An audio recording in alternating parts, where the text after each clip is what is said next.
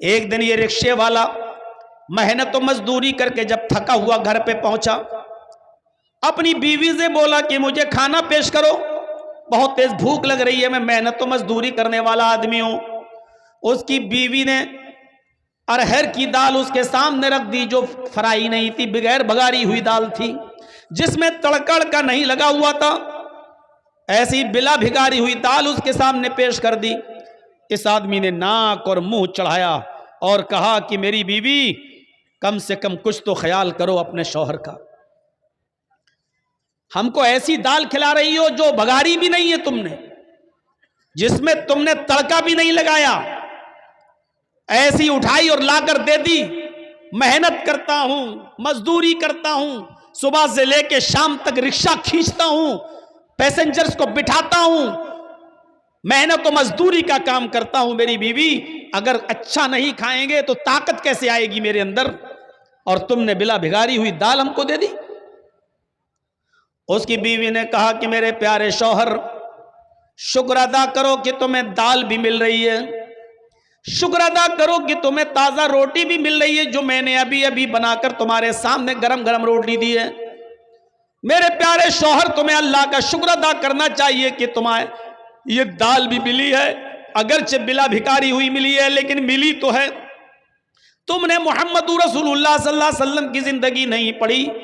حضرت عائشہ صدیقہ فرماتی ہیں کہ ما عاش رسول اللہ صلی اللہ علیہ وسلم طعاما قط، کہ اللہ کے رسول صلی اللہ علیہ وسلم نے اپنی پوری زندگی میں کبھی پیٹ بھر کر کھانا نہیں کھایا۔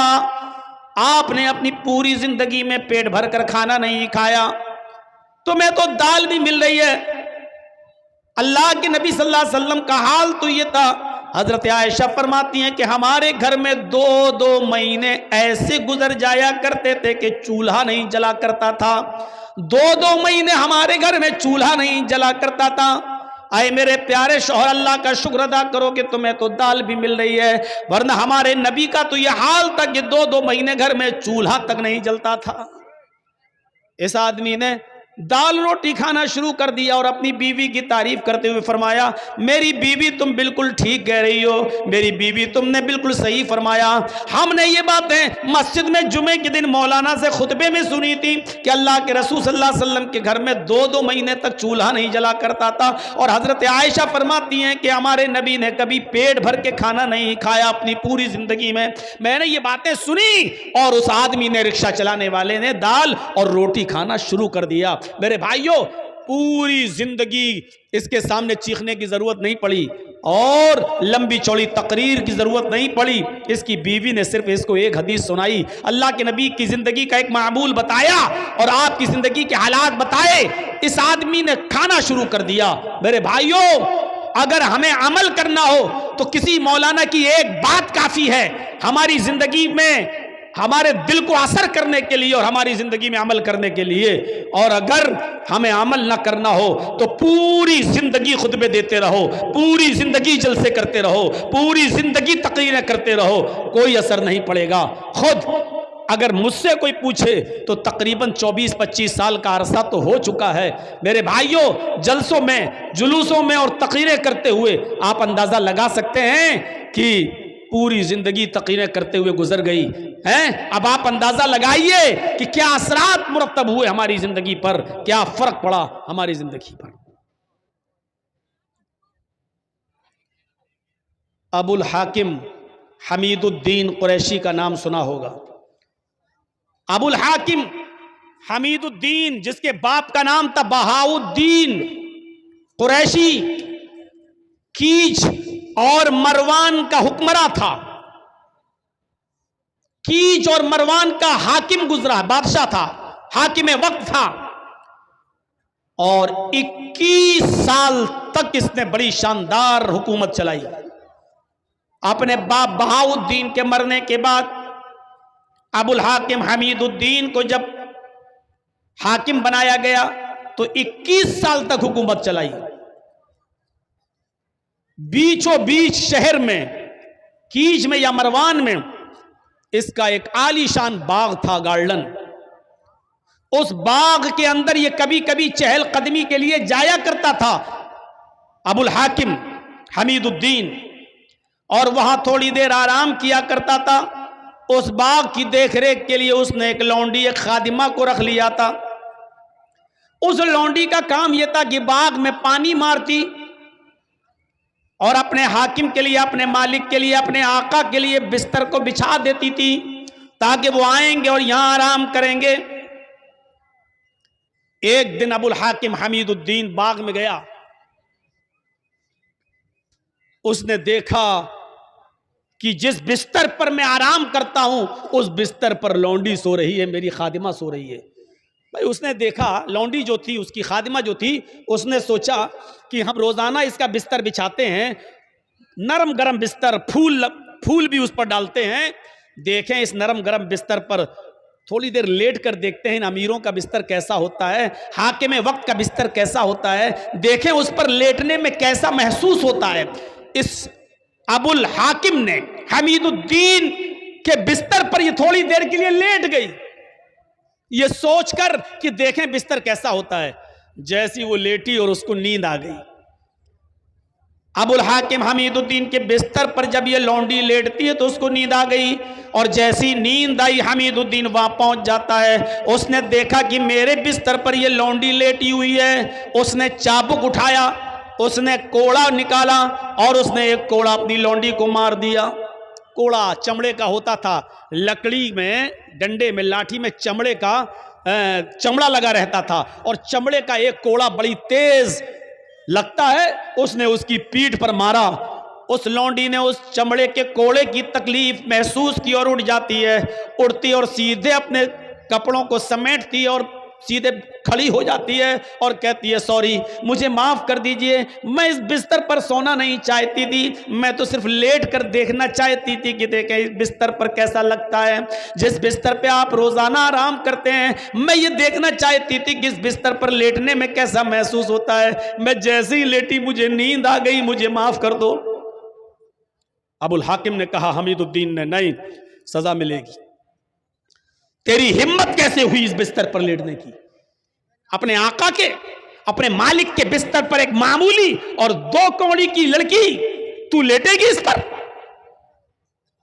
اس نے اس لڑکی کو, اس لونڈی کو کھڑا کر دیا. ایک کوڑا تو مار چکا تھا اس نے, ایک ایک کر کے 9 کوڑے اور مارے. دوسرا کوڑا مارا, اس لونڈی کی کھال چھل گئی. تیسرا کوڑا مارا, کھال اور پھٹ گئی. چوتھا کوڑا مارا, پوری چمڑی لال پڑ گئی. 5واں کوڑا مارا, خون گرنے لگا. 6واں اور 7واں کوڑا بھی مارا, خون کے قطرے اب زمین کے اوپر گرنے لگے اور اس لونڈی کے کپڑے لال ہونے لگے. لیکن اس لونڈی نے ہمت باندھ لی. یہ ایک ایک کوڑا مارتا جاتا اور وہ مسکراتی جاتی. اس نے ایک اور کوڑا مارا, وہ اور تیز مسکرائی. اس نے ایک اور کوڑا مارا تو وہ اور تیز مسکرائی. جب یہ 10 کوڑے مار چکا تو کہنے لگا, اے لونڈی, میں تجھے سزا دینے کے لیے مار رہا ہوں, تجھے تکلیف دینے کے لیے تجھ پر چوٹ کر رہا ہوں, اور کوڑے پہ کوڑا برسا رہا ہوں, اور تو ہے ہنس رہی ہے. کیا بات ہے, تجھے تکلیف نہیں ہو رہی ہے؟ اس لونڈی نے جواب دیا, اس لونڈی نے جواب دیا کہ مجھے تکلیف تو بہت ہو رہی ہے, ہر کوڑے کی تکلیف مجھے ہو رہی ہے, ہر کوڑے کی تکلیف مجھے ہو رہی ہے, لیکن میں مسکرا رہی ہوں. ابو الحاکم حمید الدین نے پوچھا, تم کیوں مسکرا رہی ہو؟ اس نے کہا, میں اس لیے مسکرا رہی ہوں کہ کچھ سوچ رہی ہوں. حمید الدین نے پوچھا, کیا سوچ رہی ہے؟ میں تکلیف دینے کے لیے مار رہا ہوں اور تم مسکرا رہی ہے, اور کہہ رہی ہے تکلیف ہو رہی ہے, پھر بھی مسکرا رہی ہے. کہاں, دیکھ یہ خون کے قطرے دیکھ, یہ زمین پر ٹپکنے والا لہو دیکھ, میری پیٹھ جو چھل چکی ہے, کھال پھٹ گئی, دیکھ. تکلیف نہیں ہو رہی تو یہ سب کیسے ہوا؟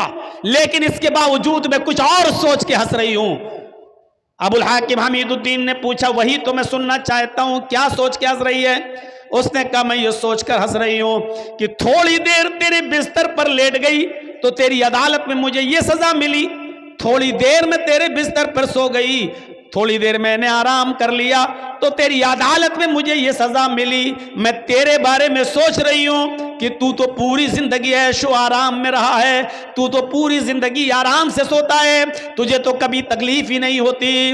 جب تھوڑی دیر سونے میں تیری عدالت میں یہ تکلیف ہے, جب تھوڑی دیر آرام کرنے کی اور آرام سے سونے کی تیری عدالت میں یہ سزا ہے, تو اللہ کی عدالت میں اس آدمی کی سزا کیا ہوگی جو پوری زندگی عیش و آرام میں سوتا ہے, جس کو کبھی کوئی تکلیف نہیں پہنچتی, اس کی سزا اللہ کی عدالت میں کیا ہوگی.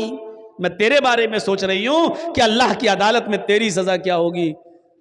حمید الدین ابو الحاکم نے کوڑا زمین پر پھینکا, اس لونڈی سے کہا جا میں نے تجھے آزاد کر دیا, جا آج کے بعد تو میری غلامی سے, میری لونڈیت سے نکل گئی, میں نے تجھے آزاد کر دیا, جا تجھے جہاں جانا ہو, آج کے بعد تو میری لونڈی نہیں. اور اس کے بعد میں حکومت چھوڑی, حکمرانی کو خیر آباد کہہ دیا, استعفیٰ دے دیا, اور علماء کی صحبت میں چلا گیا, بہت بڑا داعی بن گیا, بہت بڑا مبلغ بن گیا, لوگوں کو دعوت و تبلیغ کا فریضہ انجام دینے لگا, لوگوں کو اللہ اور اس کے رسول کی باتیں بتانے لگا. اور ابو الحاکم حمید الدین کا انتقال جب ہوا تو وہ گمنامی کی موت مرا. آج تک پتہ نہیں چلا کہ ابو الحاکم کو, حمید الدین کو دفن کہاں کیا گیا. پھر اس نے شہرت چھوڑ دی, نام کے لیے جینا چھوڑ دیا, اور دعوت و تبلیغ کا فریضہ انجام دینا شروع کر دیا, اور پوری زندگی پھر گمنامی کی زندگی جیا.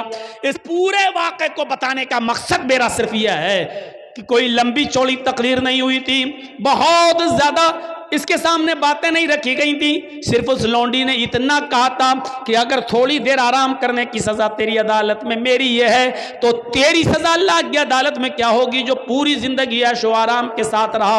اتنی سی بات ابو الحاکم کو, حمید الدین کو اثر کر جاتی ہے, اور وہ نیک بن جاتا ہے, متقی بن جاتا ہے, پرہیزگار بن جاتا ہے, اور اس نے اپنی زندگی کے اندر ایک انقلاب پیدا کر لیا ہے, اور گمنامی کی زندگی جیتا ہے, اور کب مرتا ہے پتہ نہیں چلتا.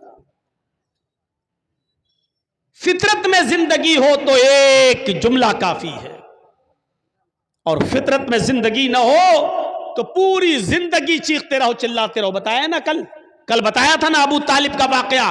اللہ کے رسول پوری زندگی کہتے رہے چچا کلمہ پڑھ لو, اور آخری وقت بھی کہا قل یا امی لا الہ الا اللہ فی اذنی, آئے میرے چچا میرے کان میں کہہ دو لا الہ الا اللہ. لیکن ابو طالب کو کلمہ نصیب نہیں ہوا, فطرت میں زندگی نہیں تھی, بغیر کلمے کے دنیا سے رخصت ہو گیا اور جہنم کا مستحق ہو گیا. میرے پیارے ساتھیوں تصور کرو, فطرت میں زندگی ہو تو ایک جملہ کافی ہوتا ہے, ایک لفظ کافی ہوتا ہے, اور پوری زندگی کے دل میں بٹھانے کے لیے اور پوری زندگی کے عمل کرنے کے لیے. آج ہم کہاں ہیں؟ ہمارے پاس کہاں ہیں نیکیاں؟ ہیں کوئی محاسبہ کرتا اپنی نیکیوں کا؟ چھوٹی سے چھوٹی نیکی کو بھی حقیر مت سمجھو, چھوٹی سے چھوٹی نیکی کو بھی حقیر مت سمجھو. قرآن پڑھیے, اللہ رب العالمین فرماتا ہے فَمَن يَعْمَلْ مِثْقَالَ ذَرَّةٍ خَيْرًا يَرَهُ وَمَن يَعْمَلْ مِثْقَالَ ذَرَّةٍ شَرًّا يَرَهُ. اگر ذرہ برابر بھی نیکی کرو گے تو اس کو بھی تم اپنے رب کے نام, اپنے نام اعمال میں دیکھ لو گے. ذرہ برابر بھی برائی کرو گے تو اس کو بھی تم اپنے نام اعمال میں دیکھ لو گے. چھوٹی سے چھوٹی نیکی کو بھی حقیر مت سمجھو, اس میں کیا ہو جائے گا. کل میں نے بتایا تھا نا, چھوٹی سے چھوٹی نیکی, راستے سے گزر رہے ہیں, پتھر پڑا ہٹا دو, کانٹا پڑا ہٹا دو, یہ نہ سمجھو یار یہ کوئی نیکی ہے. چھوٹی سے چھوٹی نیکی کو بھی حقیر مت سمجھو. اللہ کے رسول ایک مرتبہ خطبہ دے رہے ہیں اور عورتوں کو مخاطب کر کے کہہ رہے ہیں یا معاشر النساء, اے عورتوں کی جماعت, اے مستورات, اے عورتوں, تم اپنے گھر میں, تم اپنے گھر کے پڑوس میں رہنے والی کسی پڑوسن کو صدقہ اور خیرات کرنے میں کبھی حقارت محسوس مت کرنا. تم اپنے گھر کے پڑوس میں رہنے والی پڑوسن کو صدقہ اور خیرات کرو, اگرچہ کچھ بھی دینے کے لیے نہ ہو تو ایک بکری کا کھر ہی دے دیا کرو. بکری کا کھر ہی کیوں نہ ہو, بکری کا کھر, بکری جس سے چلتی ہے, یہ پیروں کا یہ نچلے والا حصے کو کھر کہا جاتا ہے نا.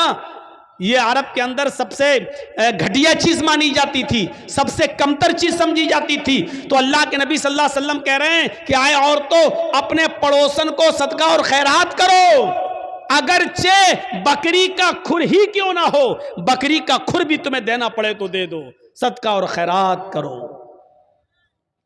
دو تم ان کو، صدقہ اور خیرات کرو، اس نیکی کو حقیر مت سمجھو۔ آئیے اور ایک اور روایت کی طرف میں تمہیں لے کے چلتا ہوں، بخاری کی روایت ہے، اللہ کے نبی صلی اللہ علیہ وسلم فرماتے ہیں فاتقوا النار ولو بشق تمرہ، ولو بشق تمرہ پر غور کرو، فاتقوا النار، لوگوں تم اپنے آپ کو جہنم سے بچاؤ، اپنے آپ کو جہنم سے بچاؤ، آگ سے بچاؤ، دوزخ سے بچاؤ۔ کیسے بچاؤ؟ وَلَوْ بِشِقِّ تَمْرَةٍ، اگرچہ تمہیں کھجور کا ٹکڑا ہی دینا پڑے، اس کو بھی اللہ کے راہ میں صدقہ و خیرات کرو۔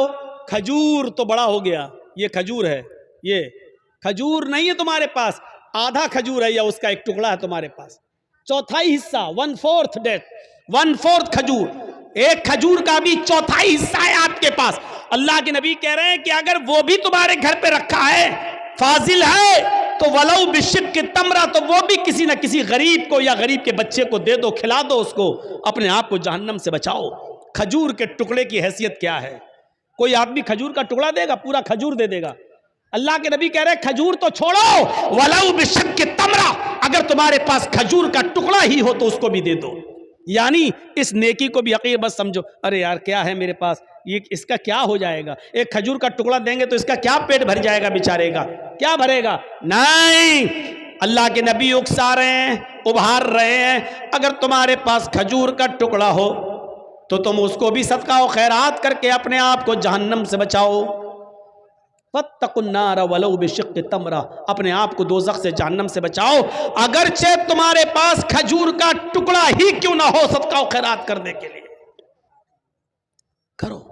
وہ حدیث یاد ہے نا، بخاری کی حضرت عائشہ فرماتی ہے کہ میرے پاس ایک مانگنے والی آئی، جاءتنی سائلہ، میرے پاس مانگنے والی آئی، ومعہا صبیان، اس کے ساتھ دو چھوٹے چھوٹے بچے تھے، مانگنے لگی، میرے پاس ایک کھجور تھی، میں نے وہ کھجور لا کر اس عورت کو دے دیا، اس کھجور نے اس کے دو ٹکڑے کر دیے، ایک ٹکڑا اس بچے کو دے دیا، ایک ٹکڑا اس بچے کو دے دیا، ایک ٹکڑا اس بچے کو دے دیا، ایک ٹکڑا اس بچے کو دے دیا، اور اپنا خود نہیں کھایا، ان دونوں بچوں نے آدھی آدھی کھجور کھا لی اور چلی گئی وہ عورت اپنے بچے کو لے کر، بچوں کو۔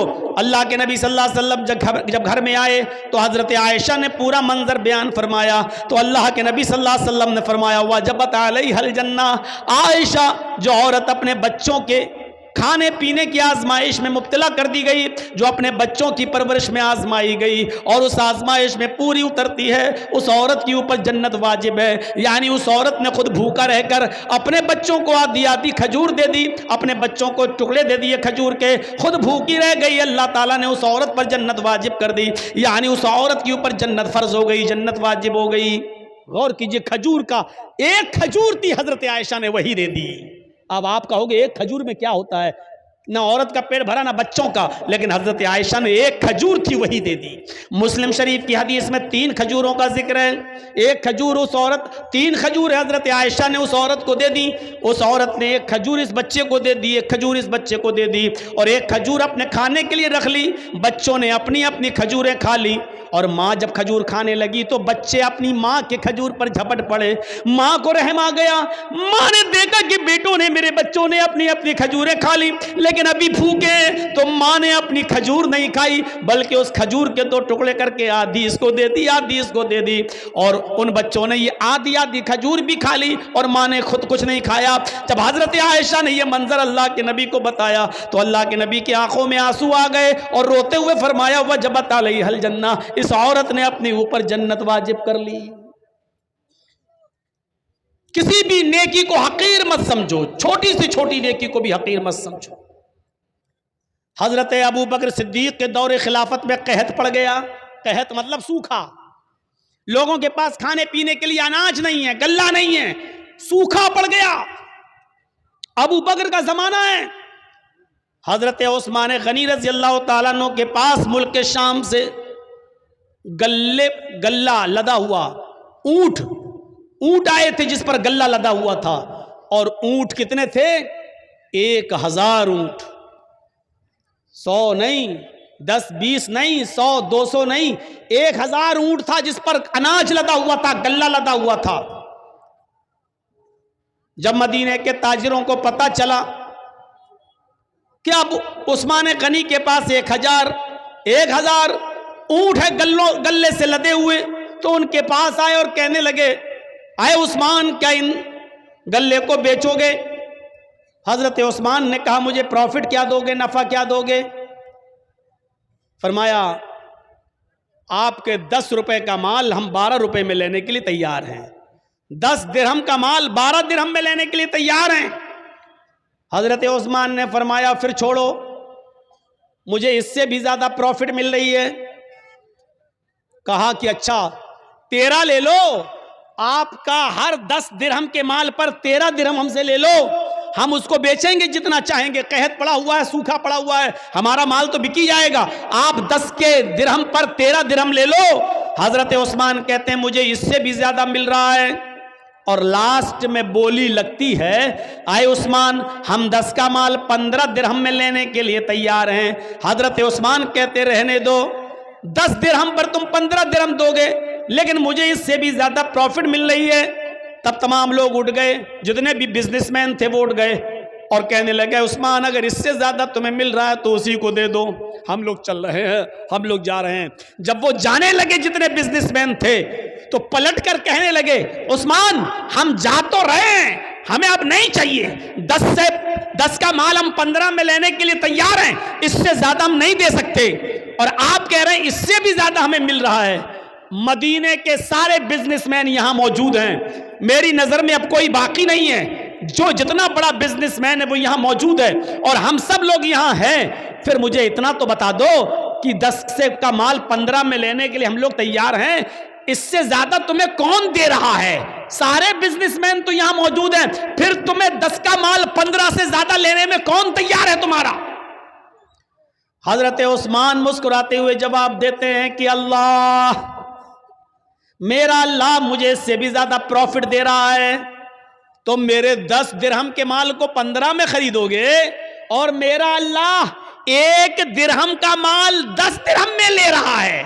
تم 10 کا 15 دو گے اور میرا رب 10 کا 100 دے رہا ہے, 1 کا 10 دے رہا ہے.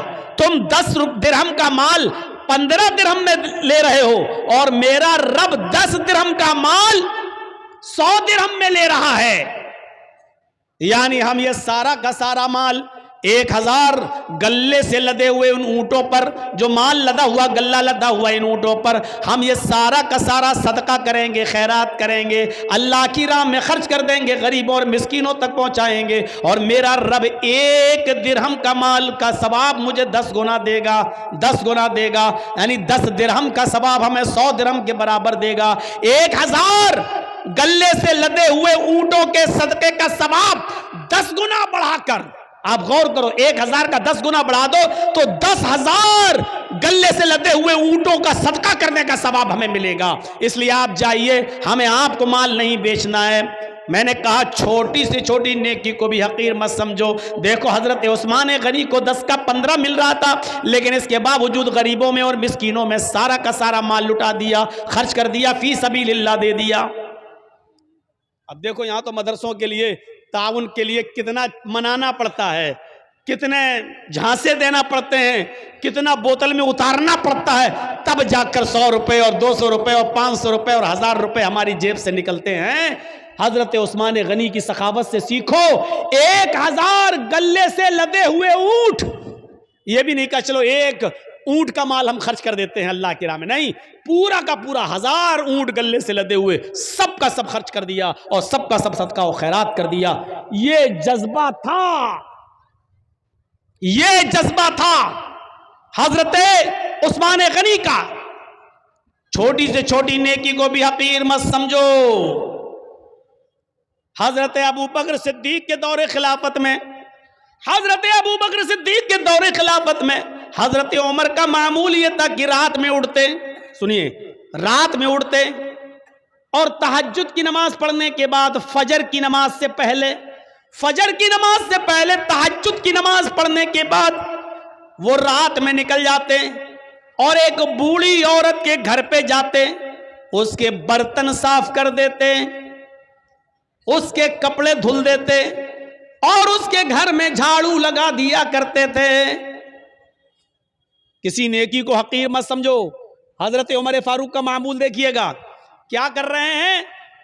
تہجد کی نماز پڑھی فجر کی نماز سے پہلے اور پھر چلے گئے, ایک بوڑھی عورت کے گھر گئے, اس کے برتن مانج دیے, اس کے کپڑے دھل دیے اور اس کے گھر میں جھاڑو لگا دیے. یہ ان کا معمول تھا, روزانہ یہ کام کیا کرتے تھے. ایک دن تہجد کی نماز پڑھ کے فجر کی نماز سے پہلے پہنچے, گھر میں جب گھسے تو کیا دیکھتے ہیں؟ برتن صاف ہیں.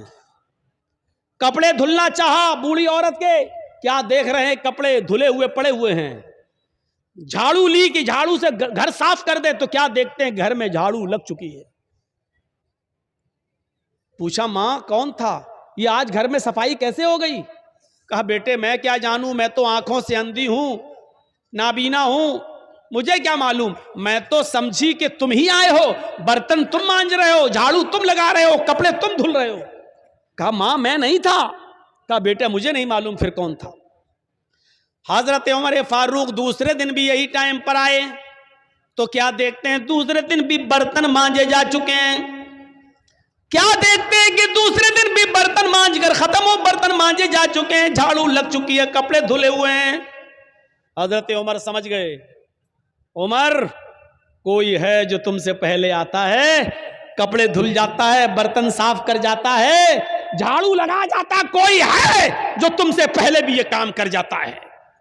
پتہ لگانا چاہیے کہ کون ہے. اب حضرت عمر جاسوسی کرنے لگے چپکے سے, دیکھیں کہ کون ہے. تو تہجد کی نماز پڑھ کے آئے اور چپکے سے چھپ گئے ایک درخت کی آڑ میں. کیا دیکھتے ہیں کہ ایک شخص اپنا چہرہ چھپایا ہوا چادر سے آتا ہے رات کے اندھیرے میں اور اسی بوڑھی عورت کے گھر میں چلا جاتا ہے, برتن مانجتا ہے, جھاڑو لگاتا ہے, کپڑے صاف کرتا ہے, اور اس کے بعد میں جب وہاں سے نکلتا ہے تو جیسے وہ گھر سے نکلتا ہے حضرت عمر فاروق نے اس کو پکڑ لیا. رکیے, اپنا چہرہ کھولیے تو کون ہیں آپ؟ یہ میرا کام آپ کیسے کر رہے ہیں؟ اب اس نے کہا یہ میرا تیرا کیا لایا ہے, تم پہلے آ جاؤ, تم کر لو, ہم پہلے آ جائیں, ہم کر لیں, چہرہ نہیں دکھا سکتا. حضرت عمر نے کہا تمہیں اللہ کا واسطہ چہرہ کھولو, میں دیکھنا چاہتا ہوں کہ مجھ سے بھی پہلے یہ کام کون کرنے آتا ہے. جب اللہ کا واسطہ دیا اور جب چہرہ کھولا تو کیا دیکھتے ہیں کہ وہ کوئی اور نہیں, حضرت ابو بکر صدیق رضی اللہ تعالیٰ عنہ خلیفہ ہیں. ارے آج آپ کے علاقے کا چیف منسٹر کسی غریب کے کپڑے کیا دھلے گا؟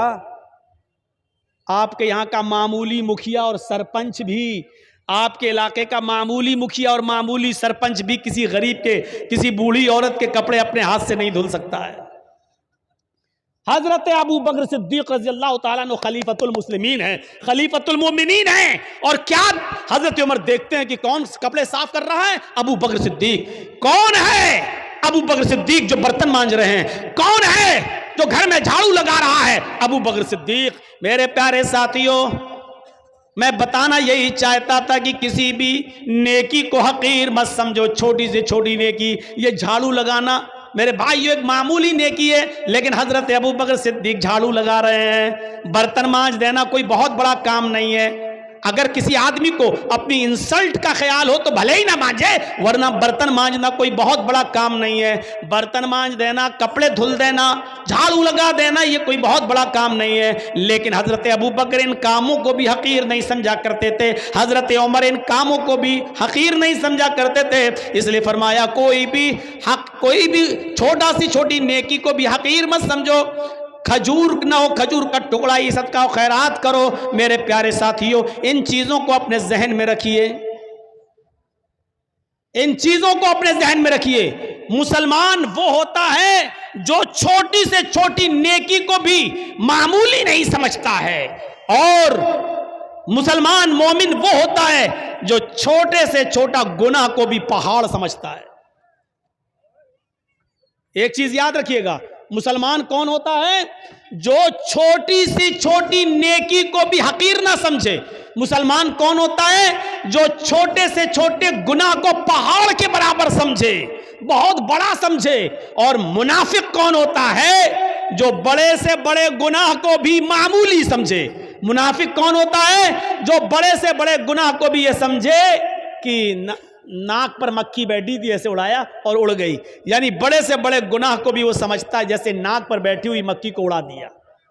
یہ منافق ہوتا ہے, منافق. اندازہ لگا رہے ہیں آپ؟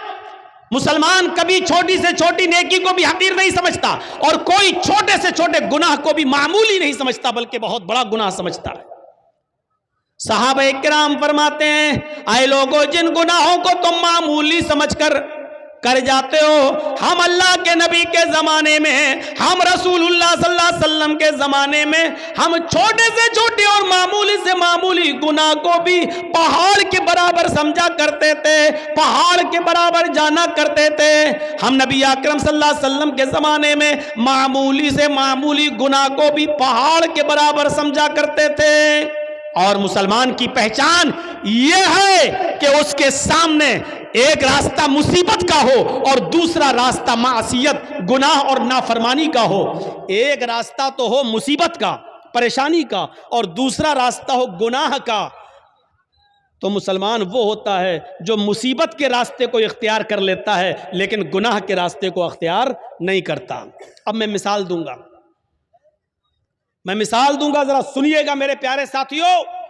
مسلمان وہ ہوتا ہے جس کے سامنے اگر دو راستے آ جائیں, ایک طرف پریشانی کا راستہ, مصیبت کا راستہ, اور دوسری طرف گناہ کا راستہ. کوئی کام کرنے میں پریشانی ہے اور اس کام کو نہ کرنے میں عیش و آرام ہے لیکن گناہ ہے, تو مسلمان وہ ہوتا ہے جو پریشانی اور مصیبت کا راستہ اختیار کرتا ہے.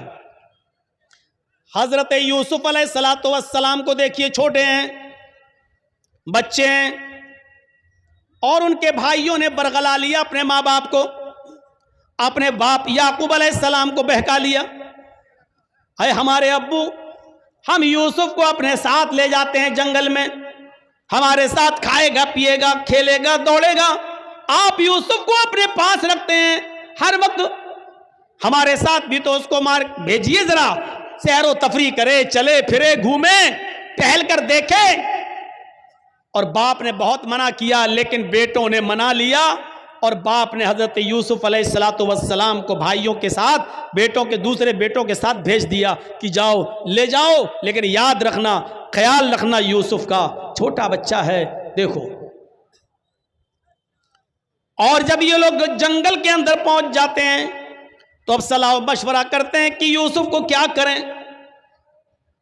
پھر ایک حتمی فیصلہ کرتے ہیں کہ مارنا ٹھیک نہیں ہے, قتل کرنا ٹھیک نہیں ہے.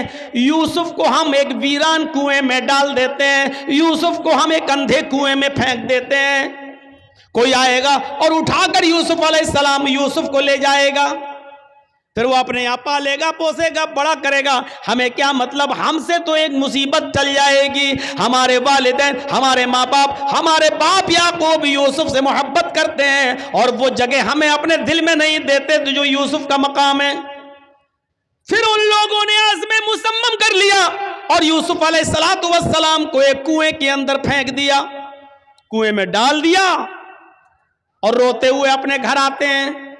ایک یوسف علیہ السلام کی قمیض اتار لی, ان کا کرتا اتار لیا, اور ایک بکری کو ذبح کر کے بکری کا جھوٹا خون, بکری کا خون اس قمیض میں لگا کر لے آئے. اور جب اپنے گھر پہ آتے ہیں تو اپنے ابا سے کہتے ہیں, یعقوب علیہ السلام سے کہتے ہیں, یا ابانا, آئے ہمارے ابو جان, انا ذهبنا نستبق وتركنا یوسف عند متاعنا فاكله الذئب. اے ابو جان, ہم یوسف علیہ السلام کو لے گئے اور ہم کھیل کود میں لگ گئے. نستبق, ہم کھیل کود میں لگ گئے, ہم دوڑ بھاگ میں لگ گئے.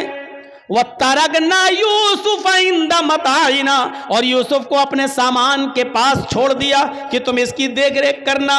ہم لوگ ادھر ادھر کھیل کود میں لگ گئے. فَأَكَلَهُ الذِّئْبُ, بھیڑیا آیا اور بھیڑیا یوسف علیہ السلام کو کھا گیا. بھیڑیا آیا اور بھیڑیے نے یوسف کو پھاڑ دیا. اے ہمارے ابو, آپ ہماری بات پر ایمان کیوں لائیں گے؟ آپ ہماری بات کیوں مانیں گے؟ وَمَا أَنْتَ بِمُؤْمِنٍ لَنَا، آپ ہماری بات کیوں مانیں گے؟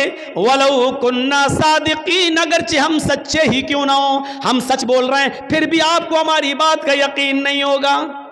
اپنے ماں باپ سے یہ بات کہہ دی یعقوب علیہ السلام سے۔ ادھر ایک قافلہ آیا، سنیے، ادھر ایک قافلہ آیا، اس کو پیاس لگی تو کنویں کے پاس چلا گیا، اس نے ڈول ڈالا،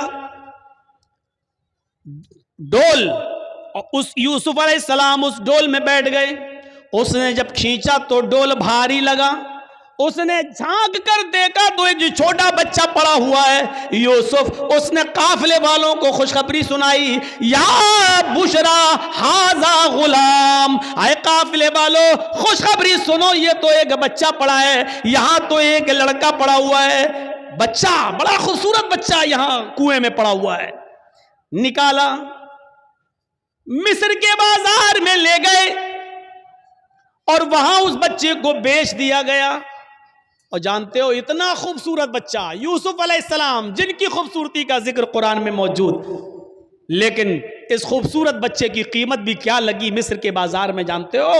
ان کو پیسہ چاہیے تھا، کہتے ہیں کہ کوئی چوری کا مال ہو یا ایسا کوئی مال ہو تو آدمی جلدی ہٹاتا ہے، کبھی کبھی 20,000 کا موبائل 2,000 میں دے کے چلا جاتا ہے کہ جلدی ہٹے، جلدی سے نکلے، اور پکڑا جائے تو دوسرا پکڑا جائے، ہم نہ پکڑے جائیں۔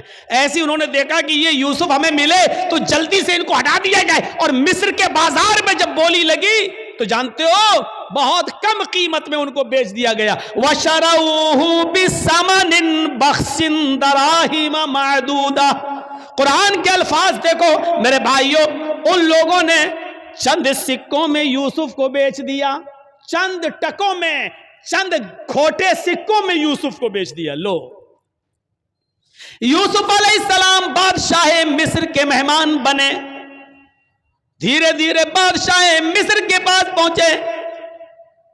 بادشاہ مصر نے اپنی بیوی سے کہا یہ بچہ ہے، اس کی دیکھ ریکھ کرو، آگے چل کر ہو سکتا ہے کہ ہم اس کو بیٹا بنا لیں، دیکھو اس کی خدمت کرو، دیکھ بھال کرو۔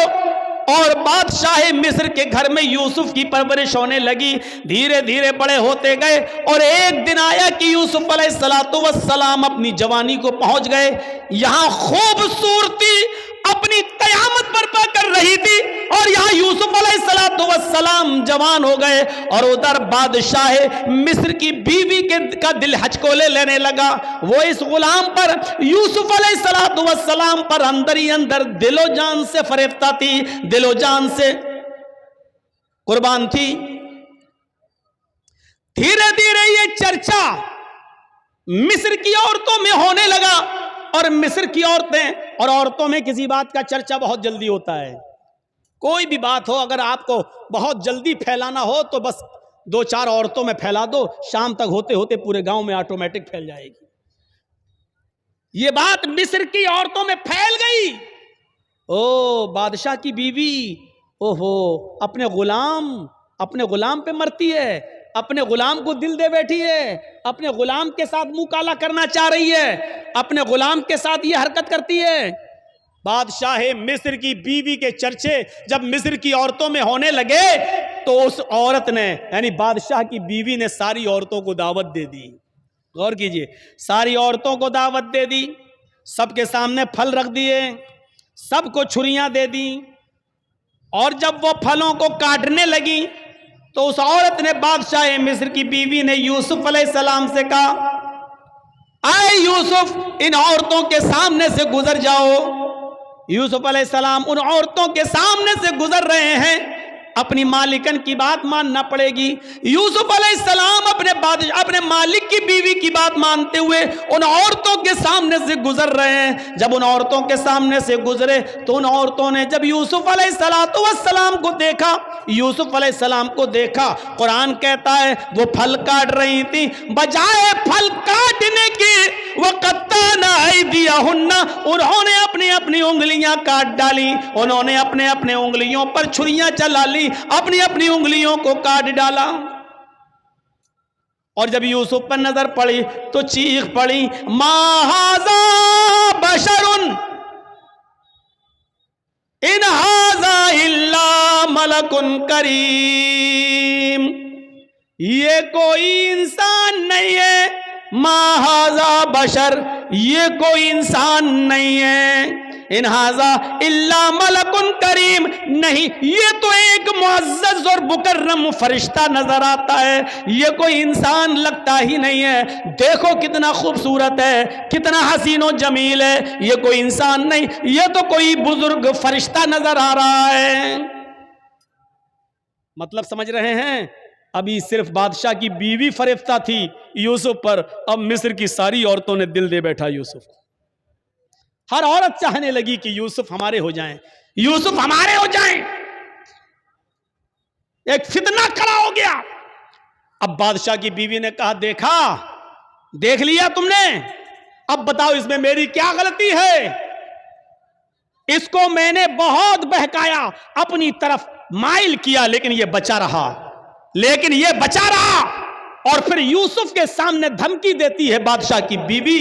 اے عورتوں، اے مصر والیوں سنو، اگر یوسف نے میری بات نہیں مانی، میری خواہش پوری نہیں کی، میں اس سے جو چیز چاہتی ہوں، اگر میرا مطالبہ اس بچے نے، اس لڑکے نے، اس غلام نے اگر پورا نہیں کیا تو یہ جیل میں سڑے گا، یا سخت سے سخت سزا میں اس کو دلاؤں گی، سخت سے سخت سزا دلواؤں گی یا جیل میں سڑے گا۔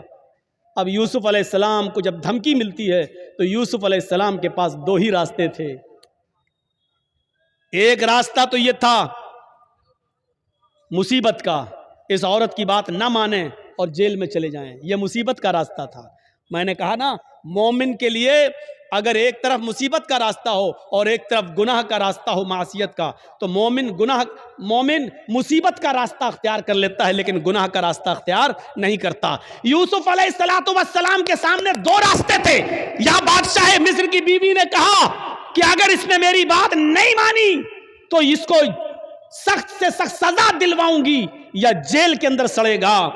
یوسف علیہ السلام کے پاس دو ہی راستے تھے۔ ایک راستہ یہ تھا کہ بادشاہ کی بیوی کی بات مان لیں اور جو وہ کہہ رہی ہے اس کی مرضی کو پورا کر دیں۔ اگر ایسا کر لیتے، بادشاہ کی بیوی کی بات مان لیتے تو پانچوں انگلی گھی میں تھی۔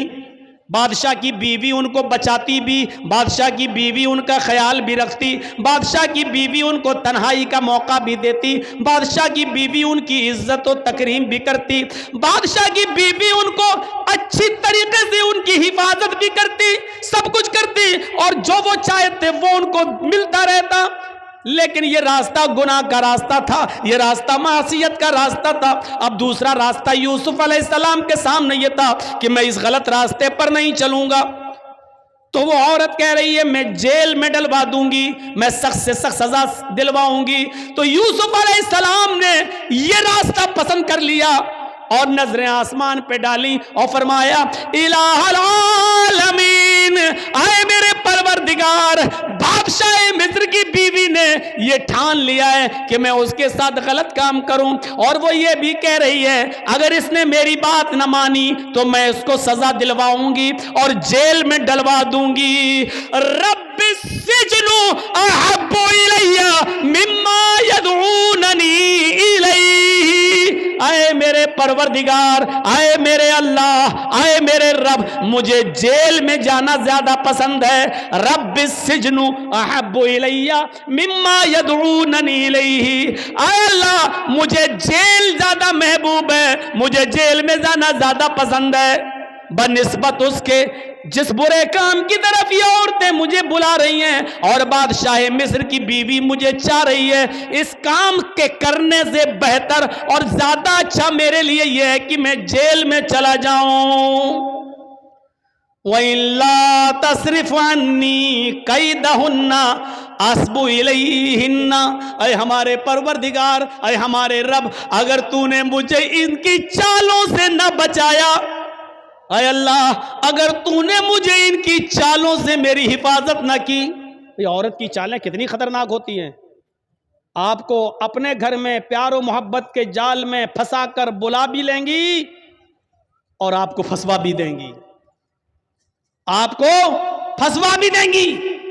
تو اسی لیے یوسف علیہ السلام کیا کہہ رہے ہیں؟ وَإِلَّا تَصْرِفْ عَنِّي كَيْدَهُنَّ، اے اللہ مجھے جیل جانا زیادہ محبوب ہے، زیادہ پسند ہے، بنسبت اس کے جس برے کام کی طرف یہ مجھے بلا رہی ہیں۔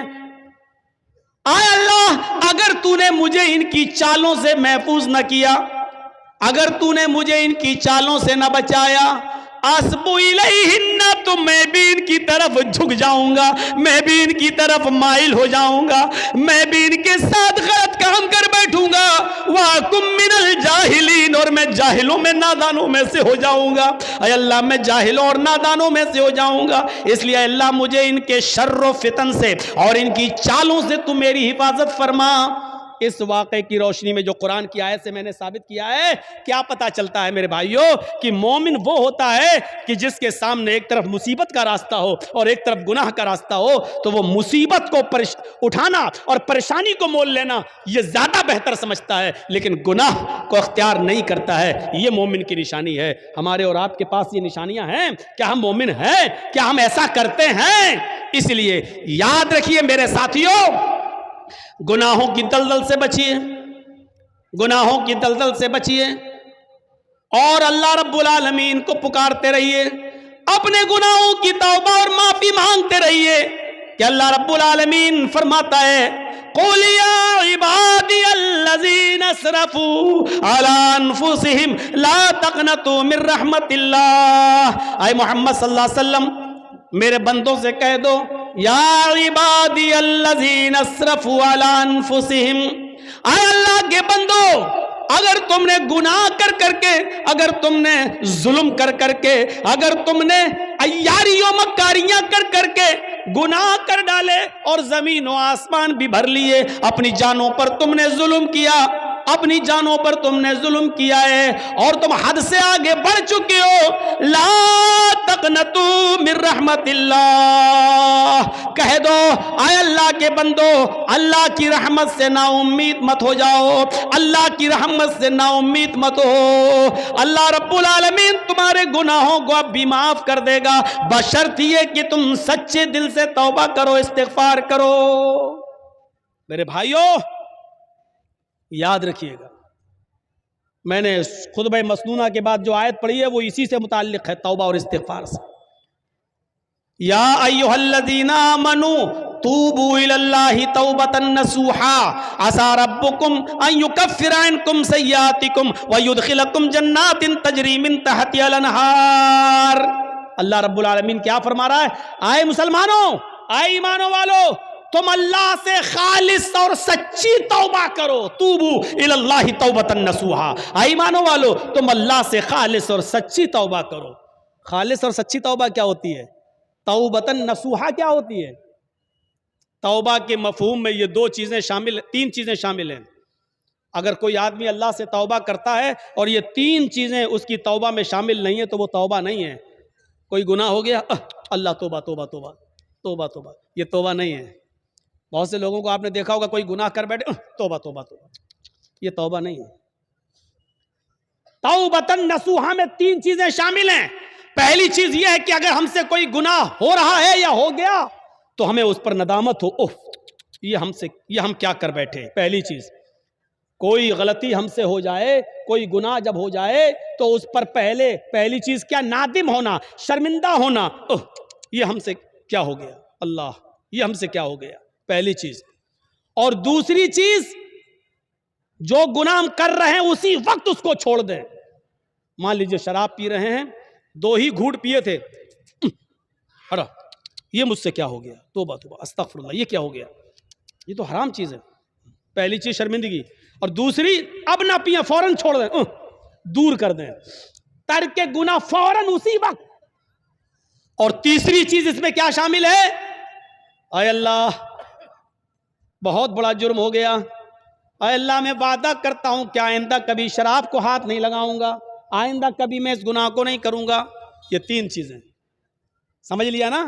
پہلی چیز شرمندگی ہو، اللہ یہ مجھ سے کیا ہو گیا۔ دوسری چیز، اس غلطی کو، اس گناہ کو فوراً چھوڑ دو، اگر کر رہے ہو تو اسی وقت ترک کر دو، اب نہ کرو، اسی وقت چھوڑ دو۔ اور تیسری چیز، آئندہ مستقبل میں، فیوچر میں پھر کبھی وہ غلطی نیکی نہ کرنے کا عزم اور ارادہ بھی پکا ہو کہ اب آئندہ ہم یہ گناہ نہیں کریں گے. یہ تین چیزیں جب تک ہماری توبہ میں شامل نہیں ہوں گی میرے پیارے ساتھیوں ہماری توبہ نہیں ہوگی. توبہ تو ہے لیکن توبتن نصوحا نہیں ہے. اللہ نے فرمایا یا ایھا الذین آمنوا توبوا الی اللہ توبۃ نصوحا, اے ایمانو والو تم اللہ سے توبہ کرو سچی اور خالص.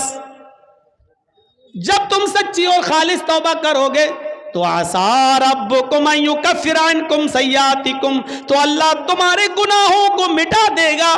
عسیٰ ربکم ان یکفر عنکم سیئاتکم, تو اللہ تمہارے گناہوں کو مٹا دے گا. ویدخلکم جنات تجری من تحتہا الانہار, جب تم خالص اللہ سے سچی توبہ کرو گے تو اللہ تمہیں ایسی جنتوں میں داخل کر دے گا جس کے نیچے نہریں بہ رہی ہوں گی, جس کے نیچے نہریں جاری ہوں گی. توبہ کون کرتا ہے؟ مسلمان. توبہ کون کرتا ہے؟ مومن. کیونکہ اللہ تبارک و تعالیٰ نے انسان کو دونوں صلاحیتیں دے کر بھیجا ہے. آج میں تمہیں ایک ایسی چیز بتلا رہا ہوں, اس کو اگر سمجھ لیا تو بہت کچھ سمجھ لو گے. اللہ نے انسان کو دونوں صلاحیتیں دے کر بھیجا ہے. اللہ نے انسان کو اچھے کام کرنے کی صلاحیت بھی دی ہے اور اللہ نے انسان کو برے کام کرنے کی صلاحیت بھی دی ہے. انسان کو اچھے کام کرنے کی طاقت بھی دی ہے اور برے کام کرنے کی بھی طاقت دی ہے. اللہ نے انسان کو نیکیاں کرنے کی بھی صلاحیت دی ہے اور گناہ کی بھی صلاحیت دی ہے. ہاں, اور گناہ کرنے کی صلاحیت دی ہے تو گناہوں سے بچنے کی بھی صلاحیت دی ہے. انسان نیکیاں کر سکتا ہے تو برائی بھی کر سکتا ہے, دونوں صلاحیتیں ہیں. انسان برائیاں کر سکتا ہے تو برائیوں سے بچا بھی سکتا ہے اپنے آپ کو. یہ دونوں صلاحیتیں دے کر اللہ تعالیٰ نے انسان کو بھیجا ہے. یہ صلاحیت اللہ نے فرشتوں کے اندر نہیں رکھی ہے. اللہ نے فرشتوں کو صرف نیکیاں کرنے کی صلاحیت دی ہے, گناہ کرنے کی صلاحیت فرشتوں کے پاس نہیں ہے. کسی فرشتے سے کہو جوا کھیل کے دکھاؤ تو کوئی فرشتہ جوا نہیں کھیل سکتا. کسی فرشتے کو کبھی آپ نے سنا ہے کہ اس نے شراب پی؟ نہیں پی سکتا. کیوں؟ کیونکہ اللہ تعالیٰ نے فرشتوں کو گناہ کرنے کی صلاحیت دی ہی نہیں ہے. اللہ نے انسان کو گناہ کرنے کی بھی صلاحیت دی اور نیکی کرنے کی بھی صلاحیت دی, اور یہی انسان کا کمال ہے. کمال جانتے ہو؟ انسان کے مکمل ہونے کی دلیل یہی ہے. فرشتے مکمل نہیں ہیں, انسان مکمل ہے. اسی لیے اللہ تعالیٰ نے انسان کا درجہ فرشتوں سے بھی بلند رکھا ہے.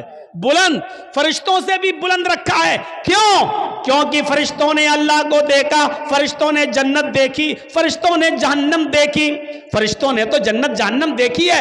اگر وہ اللہ کی ہر وقت عبادت کرتے ہیں تو یہ کوئی کمال نہیں ہے. کمال تو یہ ہے کہ ہم نے اور آپ نے اور مسلمانوں نے جنت نہیں دیکھی پھر بھی جنت میں جانے کی خواہش, جہنم نہیں دیکھی پھر بھی جہنم سے بچنے کی خواہش, جہنم نہیں دیکھی پھر بھی دعا کرتے ہیں ربنا آتنا فی الدنیا حسنۃ وفی الآخرۃ حسنۃ وقنا عذاب النار. اے اللہ ہم کو دوزخ کے عذاب سے بچا لے. ہم نے اور آپ نے دوزخ جہنم نہیں دیکھی پھر بھی یہ دعا کرتے ہیں ربنا اصرف عنا عذاب جہنم ان عذابها کان غراما. اے اللہ جہنم کا عذاب ہم سے پھیر دے, جہنم کا عذاب ہم سے ہٹا لے. ان عذابها کان غراما, تیرا عذاب بہت ہی زیادہ سخت اور چمٹنے والا ہے. یہ ہمیں اور آپ کو یہ دعا کرنا پڑتی ہے. کیوں؟ حالانکہ جہنم دیکھی نہیں ہے. ایک بوڑھا آدمی ہے اور وہ اندھا ہے. ایک اندھا آدمی جا رہا ہے اور راستے سے خوبصورت لڑکی چلی آ رہی ہے, خوبصورت, حسین و جمیل, بالا کی حسین و جمیل. لیکن ایک اندھا نوجوان جا رہا ہے, اس بیچارے کو لڑکی دکھائی نہیں دے رہی ہے. اس میں اس اندھے کا کیا کمال ہے؟ اب وہ اندھا اس لڑکی کو دیکھ ہی نہیں پا رہا ہے, اس کے حسن و جمال کو دیکھ ہی نہیں پا رہا ہے, تو اس میں اندھے کا کیا کمال ہے؟ اگر اندھا اس لڑکی کو نہیں چھیڑتا ہے یا اندھا اس لڑکی کے قریب نہیں جاتا ہے یا اس لڑکی سے کچھ گفتگو نہیں کرتا ہے اور اس لڑکی کو نہیں دیکھ رہا, تو اس میں اندھے کا کیا کمال ہے بھائی؟ اس کو تو دکھتا ہی نہیں ہے. کمال تو اس نوجوان کا ہے جو پوری طریقے سے جوان ہو چکا ہے اور سامنے سے خوبصورت لڑکی آ رہی ہے, بلا کی حسینہ ہے. اس کی نظریں اٹھیں لیکن اس نے اپنے نگاہوں کو نیچا کر لیا. فوراً نگاہ کو جھکا لیا، باوجود اس کے کہ آنکھیں تھیں، باوجود اس کے کہ اس لڑکی کو دیکھ سکتا تھا، باوجود اس کے کہ یہ اس لڑکی سے باتیں کرنے پر قادر تھا، طاقت تھی اس کے پاس سب کچھ، لیکن اس کے باوجود اس نے اپنے آپ کو بچایا اور نظریں نیچی کر لی۔ یہ ہے انسان کا کمال کہ طاقت ہونے کے باوجود دیکھنے کی نہیں دیکھ رہا ہے۔ یہ ہے کہ اس لڑکی کے پاس جا سکتا تھا لیکن نہیں جا رہا ہے، طاقت ہونے کے باوجود اس اپنے آپ کو بچا رہا ہے۔ یہ ہے کمال میرے بھائیوں۔ اسی لیے میدان محشر میں قیامت کے دن جو لوگ عرش الہی کے سائے میں ہوں گے، جو لوگ قیامت کے دن جن کو عرش الہی کا سایہ نصیب ہوگا، ان لوگوں میں ایک شخص وہ بھی ہوگا، ان لوگوں میں ایک شخص وہ بھی ہوگا میرے بھائیوں، جس کو دنیا میں کسی خوبصورت لڑکی نے بلایا، رجل طلبت امرأۃ ذات منصب و جمال فقال انی اخاف اللہ، جس کو خوبصورت لڑکی نے گناہ کرنے کی دعوت دی کہ آؤ، اس کے پاس وقت بھی ہے، اس کے پاس پیسہ بھی ہے، اس کے پاس ٹائم بھی ہے، اس کو کوئی لڑکی حسین و جمیل دعوت نظارہ بھی دے رہی ہے، اس کو غلط کام کے لیے بلا بھی رہی ہے اور اس کو سارے موقع بھی فراہم کر رہی ہے، اس کے پاس بھی موقع، اس کے پاس بھی موقع، اس کے پاس بھی ٹائم ہی ٹائم، اس کے پاس بھی ٹائم ہی ٹائم۔ زنا کی طاقت ہونے کے باوجود اور سارے اسباب ہونے کے باوجود، سارے راستے کھلے ہوئے ہونے کے باوجود بھی میرے بھائیوں، اس آدمی نے اس لڑکی سے کہہ دیا انی اخاف اللہ، تم اپنا گھر جاؤ، تم اپنا راستہ دیکھو، میں اپنا راستہ دیکھتا ہوں، مجھے اللہ سے خوف ہے، میں اللہ سے ڈرتا ہوں، میں تمہارے قریب نہیں آ سکتا، میں تمہاری بہکی بہکی باتوں کا شکار نہیں ہو سکتا، انی اخاف اللہ، مجھے اللہ کا ڈر ہے، میں تیرے قریب نہیں آؤں گا۔ جس نے اللہ کا خوف دکھایا اور اس لڑکی کو دھکا دے دیا، نہیں مجھے تم سے دوری اختیار کرنا، موقع ہونے کے باوجود، لڑکی کی پرمیشن ہونے کے باوجود، لڑکی کی اجازت ہونے کے باوجود اس نے اس کو ہٹایا اور اللہ سے ڈرتے ہوئے اپنے آپ کو بچا لیا۔ یہ ہے کمال۔ ایسا انسان قیامت کے دن عرش الہی کے سائے میں ہوگا، جب قیامت کے دن اور کوئی دوسرا سایہ نہیں ہوگا۔ میرے بھائیوں، فَأَلْهَمَهَا فُجُورَهَا وَتَقْوَاهَا، ہم نے انسان کو دونوں صلاحیتیں دے کر بھیجا ہے، انسان کو گناہ کی طاقت بھی دی ہے اور نیکیوں کی طاقت بھی دی ہے۔ انسان نیکی کا کام بھی کر سکتا ہے اور گناہ کا کام بھی کر سکتا ہے، لیکن کمال تو یہ ہے کہ گناہ کرنے پر طاقت ہونے کے باوجود گناہ نہ کرے۔ فرشتے گناہ کر ہی نہیں سکتے کیونکہ گناہ کی طاقت ہی نہیں ہے، اور ہم اور آپ گناہ کر سکتے ہیں، گناہ کی طاقت ہونے کے باوجود ہم گناہ نہ کریں، تو یہ ہے کمال۔ اور اسی لیے انسان کا درجہ اللہ رب العالمین نے فرشتوں سے بھی بلند کر دیا۔ کیوں؟ کیونکہ اس کے اندر گناہ کی طاقت تھی لیکن اس کے باوجود اس نے اپنے آپ کو بچا لیا۔ یہ فرشتے جو ہیں کرامن کاتبین جو ہمارے کاندھوں پر رہتے ہیں، مجال ہے کبھی کسی لڑکی کے ساتھ زنا کر لیں، اللہ نے یہ طاقت دی نہیں ہے ان کو۔ قبر میں فرشتے آتے ہیں حساب و کتاب کے لیے، منکر نکیر، مجال ہے کہ کوئی فرشتہ کسی عورت کے ساتھ زنا کر لے؟ نہیں۔ کیوں؟ اللہ نے طاقت ہی نہیں دی زنا کی۔ زنا کی طاقت انسان کے پاس ہے اور طاقت ہونے کے باوجود اپنے آپ کو زنا سے بچا لے، یہ ہے فرشتوں سے بھی بڑا کام، یہ ہے بڑا دل گردے کا کام۔ اور جس نے اس کام کو اب کر لیا، انجام دے لیا، طاقت ہونے کے باوجود اپنے آپ کو بچا لیا، میرے بھائیوں اس کا مقام و مرتبہ فرشتوں سے بلند ہے، فرشتوں سے بلند۔ وَيُدْخِلَكُمْ جَنَّاتٍ تَجْرِي مِن تَحْتِهَا الْأَنْهَارُ، اللہ ایسی جنتوں میں تمہیں داخل کرے گا جس کے نیچے نہریں بہ رہی ہوں۔ آؤ ایک اور نظریے سے سمجھو،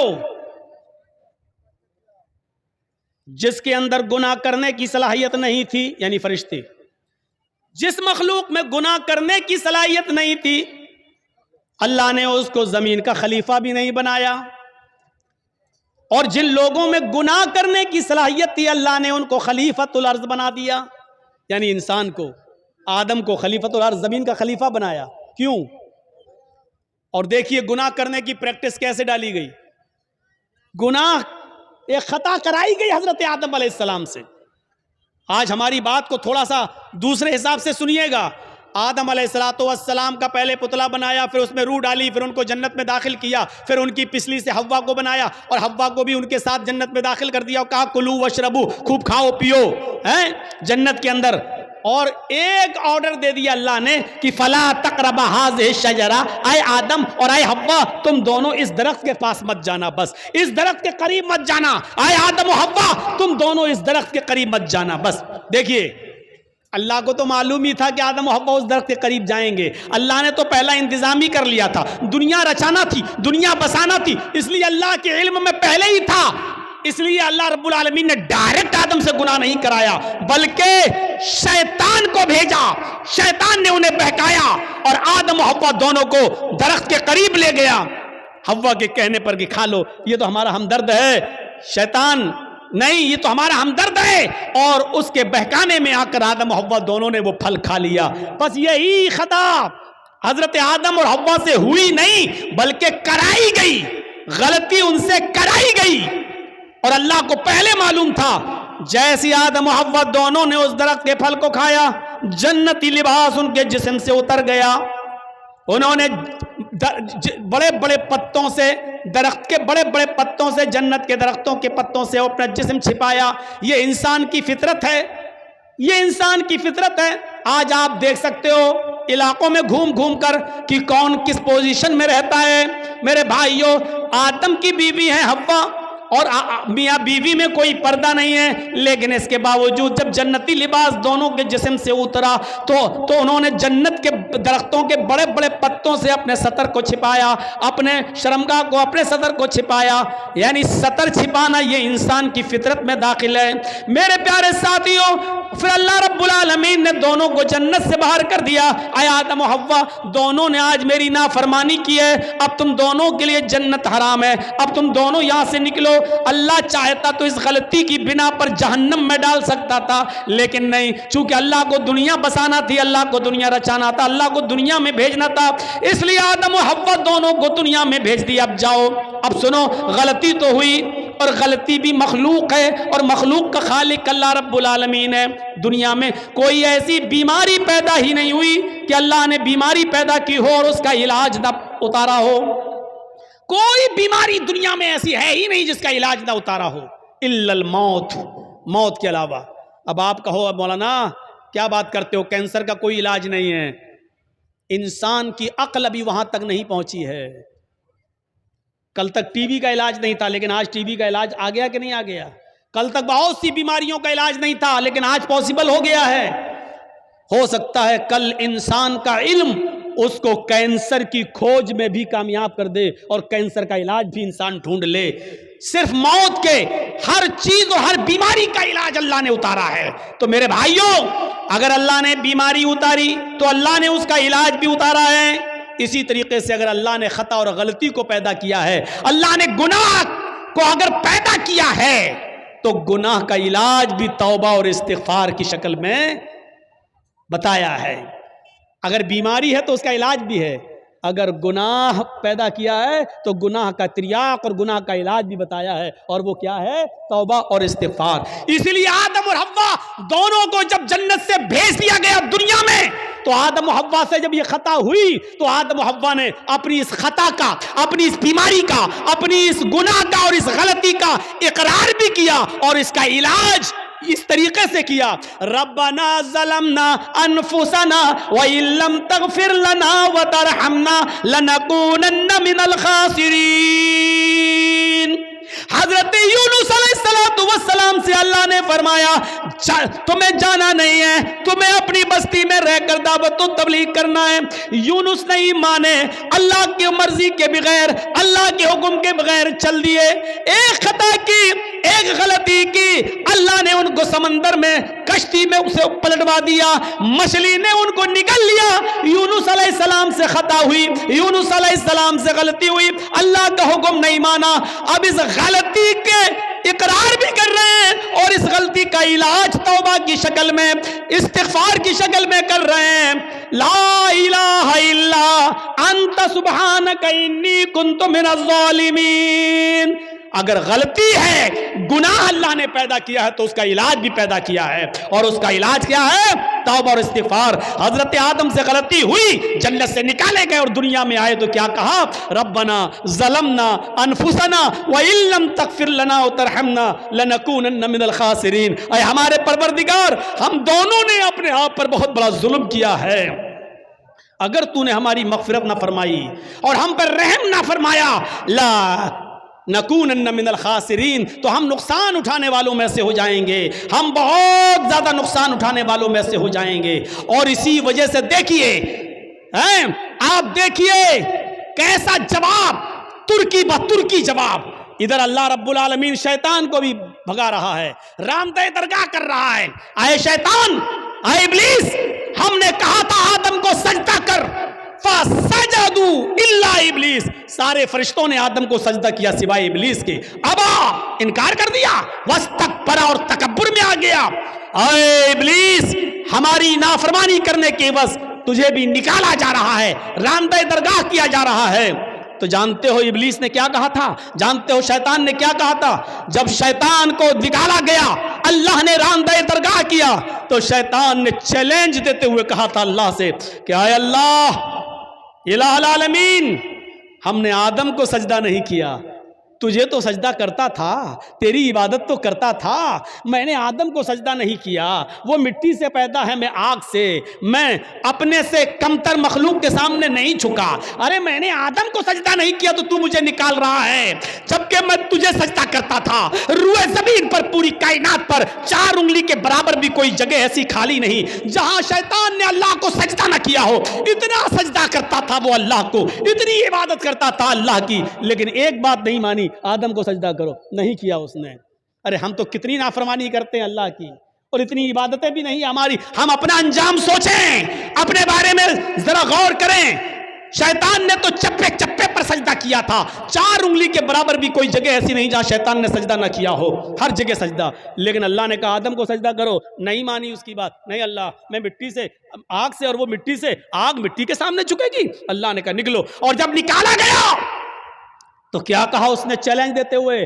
قسم ہے مجھے اپنے تکبر کی، اے اللہ الہ العالمین، آدم کی وجہ سے تو مجھے نکال رہا ہے نا، آدم کی وجہ سے تو مجھے نکال رہا ہے نا، میں آخری سانس تک تیرے بندے آدم اور آدم کی اولاد سے گناہ کے کام کراتا رہوں گا، دنیا میں بھی میں ان سے گناہ کے کام کراتا رہوں گا، ہم تیرے بندے آدم سے اور آدم کی اولاد سے آخری سانس تک ان سے غلط کام کراتا رہوں گا، اور ان کو گناہوں کی دلدل میں ڈال کر آخری سانس تک ان سے گناہ کے کام کرا کر ان کو آخری دم تک ان سے گناہ کراتا رہوں گا، اور اسی گناہ پر ان کو وہ موت آئے گی، اور اپنے ساتھ لے کر ہم ان کو جہنم میں جائیں گے۔ اے اللہ، قسم ہے مجھے اپنے تکبر کی کہ میں تیرے بندے آدم اور آدم کی اولاد سے آخری سانس تک گناہ کراتا رہوں گا، اور ان کو قیامت کے دن اپنے ساتھ جہنم میں لے جاؤں گا۔ تو ادھر اللہ نے اس کے چیلنج کو قبول کرتے ہوئے ترکی بترکی جواب دیا، اے ابلیس، جا تو میرے بندے کو آخری وقت تک بہکا، جا تو آدم کی اولاد سے آخری وقت تک گناہ کے کام کرا، جا، میں تجھے اجازت دیتا ہوں، آخری وقت تک تو میرے بندوں کو بہکاتا رہے اور ان سے گناہ کے کام کراتا رہے، اور تو ان کو اپنے ساتھ جہنم میں لے جاتا رہے، جا، مجھے تیرا یہ چیلنج قبول ہے، لیکن قسم ہے مجھے بھی اپنے عزت و جلال کی، میں بھی اپنے بندے کے آخری وقت تک کی توبہ کو قبول کرتا رہوں گا، میں اپنے بندے کے آخری وقت تک کے گناہ کو معاف کر دوں گا، اگر اس نے سچی اور خالص توبہ کی، یعنی توبۃ نصوحا، اگر میرے بندے نے خالص اور سچی توبہ کی تو میں اپنے بندے کی اس توبہ کو قبول کر کے اور آخری وقت تک کے گناہ کو معاف کر کے اپنے بندوں کو جنت میں داخل کرتا رہوں گا۔ تو آخری سانس تک گناہ کراتا رہے گا، میں آخری سانس تک اپنے بندے کی توبہ کو قبول کرتا رہوں گا، تو آخری سانس تک جہنم میں لے جانے کی کوشش میں رہے گا، میں آخری سانس تک اپنے بندے کو بخش کر جنت میں داخل کرنے کی کرتا رہوں گا۔ میرے بھائیوں، ترکی بترکی جواب، اس لیے توبہ اور استغفار کرو۔ کیا لگتا ہے آپ کو اتنا سا جملہ کہنے میں؟ گناہ اللہ نے اتارا ہے تو اس کا علاج توبہ اور استغفار بھی اتارا ہے۔ کوئی گناہ ہو جائے فوراً کہو استغفر اللہ ربی من کل ذنب واتوب الیہ، اور اڑتے بیٹھتے چلتے پھرتے یہ جملہ پڑھتے رہو۔ کتنا سا جملہ ہے یار، استغفراللہ ربی من کل ذنب واتوب الیہ. اڑتے پھرتے چلتے پھرتے کھاتے پیتے جملے پڑھتے رہو. استغفراللہ ربی، میں مغفرت طلب کرتا ہوں اللہ کی. استغفراللہ، میں اللہ سے مغفرت طلب کرتا ہوں جو میرا رب ہے. من کل ذنب، ہر گناہ سے. واتوب الیہ، اور اسی سے توبہ کرتا ہوں، اسی کی طرف رجوع ہوتا ہوں. یہ ایسی دعا ہے کہ خود اللہ کے نبی صلی اللہ علیہ وسلم یہ دعا پڑھا کرتے تھے اور کہا کرتے تھے، لوگوں استغفروا ربکم وانی لاستغفر اللہ فی اليوم 100 مرہ. آئے لوگوں تم اپنے رب سے مغفرت مانگا کرو، آئے لوگوں تم اپنے رب سے مغفرت طلب کیا کرو. انی لاستغفر اللہ فی اليوم 100 مرہ. محمد رسول اللہ کا نہیں، میرا حال یہ ہے کہ میں ایک دن میں 24 گھنٹے میں صبح اور شام میں 100 سے زیادہ بار اللہ سے مغفرت طلب کرتا ہوں، اللہ سے استغفار کرتا ہوں. میرا حال یہ ہے کہ میں 100 سے زیادہ بار اللہ سے مغفرت طلب کرتا ہوں. اللہ تعالیٰ نے اپنے نبی محمد رسول اللہ کو حکم دیا، وَقُلْ رَبِّ اغْفِرْ وَارْحَمْ وَأَنْتَ خَيْرُ الرَّاحِمِينَ. وَقُلْ رَبِّ اغْفِرْ، اے محمد صلی اللہ علیہ وسلم کہہ دو، یہ کہتے رہو، رب اغفر، اے اللہ میری مغفرت فرما، وارحم، میرے اوپر رحم فرما، وَأَنْتَ خَيْرُ الرَّاحِمِينَ، اور تو بہت زیادہ رحم کرنے والا ہے. میرے بھائیوں، ان جملوں کو ادا کرتے رہیے. اللہ کے نبی بھی کہتے تھے، وَإِنِّي لَأَسْتَغْفِرُ اللَّهَ فِي الْيَوْمِ 100 مرہ. اللہ کے نبی بھی کہا کرتے تھے، استغفر اللہ ربی من کل ذنب واتوب الیہ. یہ مغفرت طلب کرنا بہت ضروری ہے. اور جانتے ہو مغفرت کے فائدے کیا ہیں؟ مغفرت کے فائدے کیا ہیں؟ حضرت نوح علیہ السلام نے اپنی قوم سے کہا تھا، جب قحط پڑ گیا، بہت زیادہ سوکھا پڑ گیا، تو اپنی قوم کے لوگوں سے کہا تھا، کیا کہا تھا؟ وَاسْتَغْفِرُوا رَبَّكُمْ إِنَّهُ كَانَ غَفَّارًا. اے میری قوم کے لوگوں اپنے رب سے مغفرت طلب کرو. اے میری قوم کے لوگوں اپنے رب سے مغفرت طلب کرو. یُرْسِلِ السَّمَاءَ عَلَيْكُمْ مِدْرَارًا. جب تم اپنے رب سے مغفرت طلب کرو گے تو اللہ رب العالمین آسمان سے بارشیں برسائے گا. یہ جو قحط پڑ گیا ہے، جو سوکھا پڑ گیا ہے، اللہ رب العالمین آسمان سے تمہارے اوپر بارشیں برسائے گا اگر تم مغفرت طلب کرو گے، استغفار کرو گے تو. یُرْسِلِ السَّمَاءَ عَلَيْكُمْ مِدْرَارًا. اللہ رب العالمین تمہاری اوپر آسمان سے بارش برسائے گا. وَيُمْدِدْكُمْ بِأَمْوَالٍ وَبَنِينَ. اور اللہ رب العالمین تمہیں اولادیں دے گا اور مال سے نوازے گا. وَيُمْدِدْكُمْ بِأَمْوَالٍ وَبَنِينَ. اللہ تمہیں مال بھی دے گا اور اولادیں بھی دے گا. یعنی اگر کسی کا مال، رزق میں کمی آ گئی ہے، مال و دولت میں کمی آ رہی ہے، برکتیں نہیں ہو رہی ہیں، تو غور کرو کہ اس کے گناہ بڑھ گئے ہیں، مغفرت طلب کرو، اللہ سے استغفار کرو گے تو اللہ تمہیں مال بھی دے گا، وَبَنِينَ، اور تمہیں اولادیں بھی دے گا. وَيَجْعَلْ لَكُمْ جَنَّاتٍ وَيَجْعَلْ لَكُمْ أَنْهَارًا. اور تمہیں باغات عطا فرمائے گا اور چشمے جاری کرے گا، تمہیں نہریں عطا فرمائے گا. یعنی مغفرت طلب کرو گے تو یہ نعمتیں اللہ رب العالمین تمہیں دے گا. حضرت عمر فاروق کے زمانے میں قحط پڑ گیا. حضرت عمر فاروق کے زمانے میں قحط پڑ گیا. لوگوں نے کہا، امیر المومنین چلیے نماز استسقاء پڑھیے، اللہ سے ہمارے لیے دعا کیجئے کہ اللہ رحمت کی بارش فرمائے. سوکھا پڑا ہوا ہے، بچے بھوکے مرنے لگے، حالات بہت خراب ہیں. اے امیر المومنین جنگل کی طرف نکلیے اور اللہ سے بارش طلب کیجئے، نماز استسقاء پڑھیے. اللہ حضرت عمر فاروق رضی اللہ تعالیٰ عنہ تمام لوگوں کو لے کر نکلے، تمام لوگوں کو لے کر جنگل میں نکلے، نماز استسقاء پڑھی اور صرف آسمان پر ہاتھ بلند کر کے اتنا فرمایا، اے اللہ نستغفر اللہ نستغفر اللہ. اللہ ہم سب استغفار کرنے آئے ہیں، ہم سب مغفرت طلب کرنے آئے ہیں. حضرت عمر نے یہ نہیں کہا اللہ تو میرے اوپر رحمت کی بارش فرما، یہ نہیں کہا کہ اللہ تو ہمارے اوپر رحمت کی برکھا فرما، ایک قطرہ پانی کا نہیں مانگا. حضرت عمر نے صرف یہ کہا اللہ میری مغفرت فرما، ہمارے ساتھ جتنے لوگ آئے ہیں اللہ ان سب کی مغفرت فرما دے، اے اللہ ہمارے گناہوں کو بخش دے، اے اللہ ہماری مغفرت فرما دے. اتنی दुआ मांगी और लौट के वापस चले आए। जब अपने घर पे आए तो तमाम लोगों ने घर घेर लिया। हजरत उमर बाहर निकले, लोगों ने कहा अमीरुल मोमिनीन ये क्या हो गया आपको, आप जंगल में हम सबको लेकर निकले, हमने सोचा नमाज इस्तिस्का के बाद आप अल्लाह से दुआ करेंगे कि अल्लाह हमारे ऊपर रहमत की बारिश फरमाए। आपने बारिश के लिए एक लफ्ज भी अल्लाह से नहीं मांगा, आपने एक कतरा पानी भी अल्लाह से दुआ नहीं की और आप मग़फ़िरत की दुआ करके चले आए। फरमाया ऐ लोगों क्या तुमने ये नहीं पढ़ा वस्तगफिरू रब्बकुम इन्नहु कान गफ्फारा, अपने रब से मग़फ़िरत तलब करो, वो बहुत ही ज़्यादा बख्शने वाला है। युरसिलिस समा अलैकुम मिदरारा, जब मग़फ़िरत तलब करोगे तो अल्लाह आसमानों से मूसलाधार बारिश बरसाएगा।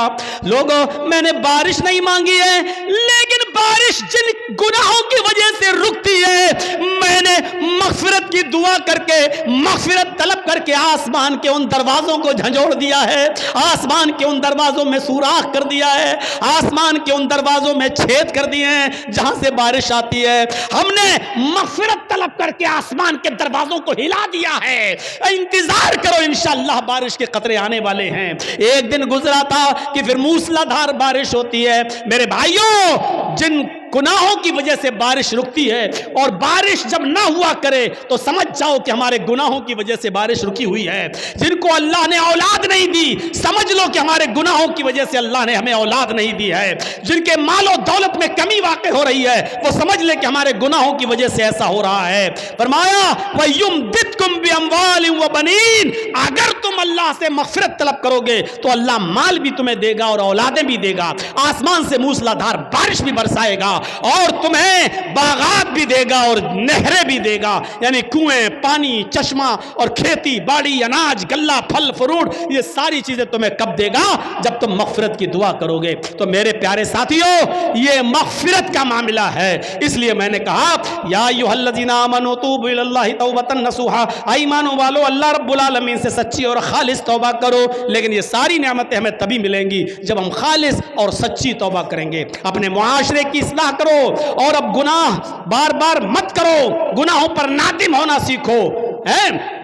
और देखिए आज के इस ओरियानियत के दौर में कल मैंने जिसकी तरफ इशारा किया था मेरे भाइयों, आज इन तमाम गुनाहों की वजह से आज अल्लाह की नेमतें हमसे छीन ली जाती हैं और इस तरीके का सबक हासिल करना चाहिए हर जलसे वालों को भी। जिस तरीके से मैंने कल भी इशारा किया था, आज जलसों में भी बड़े अजीब व करीब से आप जाइए। अब कल मैं जा रहा हूं कटिहार की सरजमीन पर, देखिएगा कैसा खल्त मल्त होगा, मेला लगेगा, मर्द और औरतों की भीड़ लगेगी और जब लास्ट में मेरी तकरीर होगी तब जाकर सब इकट्ठा हो जाएंगे और उससे पहले मार्केटिंग होगी, शॉपिंग होगी, जलसों में बदनज़मी होगी, मर्द और औरतों का इख्तिलात होगा। मेरे भाइयों ये बड़ी अच्छी चीज़ है जो हमें नीमा के जलसे में देखने को मिलती है कि अल्लाह का शुक्र है कि यहाँ के लोग इस तरीके का इंतज़ाम करते हैं कि मर्दों का